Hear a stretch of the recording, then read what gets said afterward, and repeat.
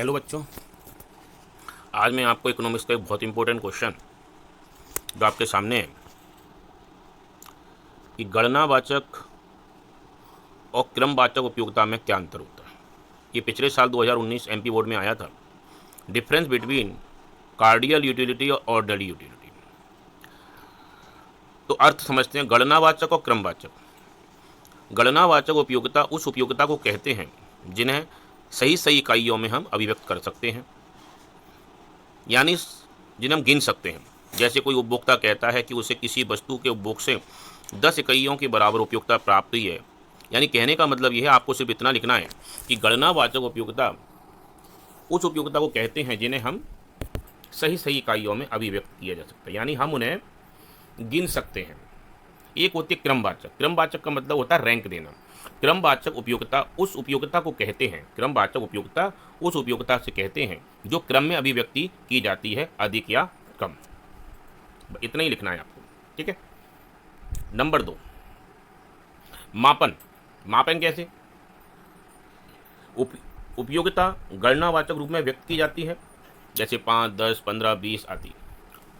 और जो होती है कौन सी उपयोगिता? गणनावाचक उपयोगिता। उपयोगिता गणनात्मक रूप में व्यक्त की जाती है। किसमें बेटा? गणनात्मक रूप में व्यक्त की जाती है। और एक कौन सी उपयोगिता है? क्रमवाचक। क्रमवाचक उपयोगिता क्या होती है? यह उपयोगिता एक मनोवैज्ञानिक तत्व है। इसे मापा नहीं जा सकता। इसे मापा नहीं जा सकता, केवल प्रेफरेंस या क्रमांकन के रूप में व्यक्त किया जा सकता है। फिर तीसरा देखते हैं, ये सारा आया था। तीसरा जो है मुद्रा की सीमांत उपयोगिता। मुद्रा की सीमांत उपयोगिता इसमें कैसी रहती है? स्थिर रहती है। मुद्रा की सीमांत उपयोगिता स्थिर रहना आवश्यक नहीं है। स्वतंत्र उपयोगिता। उपयोगिता उपभोक्ता द्वारा किसी वस्तु से प्राप्त उपयोगिता उसी वस्तु की स्वतंत्र उपयोगिता की मात्रा से संबंध रखती है, अर्थात इसका संबंध स्थानापन्न वस्तु या अनुपूरक वस्तु के साथ नहीं किया जाता। ये बहुत इंपॉर्टेंट पॉइंट है।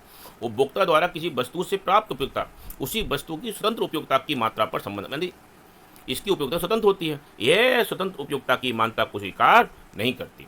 स्थानापन्न वस्तु या अनुपूरक वस्तु इसका संबंध रहता है। कहने का मतलब 2 लाइन में आपको लिखना है, इसकी उपभोक्ता किसी वस्तु से प्राप्त उपयोगिता, इसकी उपयोगिता स्वतंत्र रहती है, इसकी उपयोगिता किसी वस्तु पर निर्भर करती है। ऐसे भी लिख सकते हैं। अन्य नाम। अन्य नाम अब इसका उपयोगिता इसे उपयोगिता विश्लेषण भी कहते हैं। कभी कभी अगर आ जाए अंतर, उपयोगिता विश्लेषण से आप क्या समझते? यही है, इसे उपयोगिता विश्लेषण भी कहते हैं।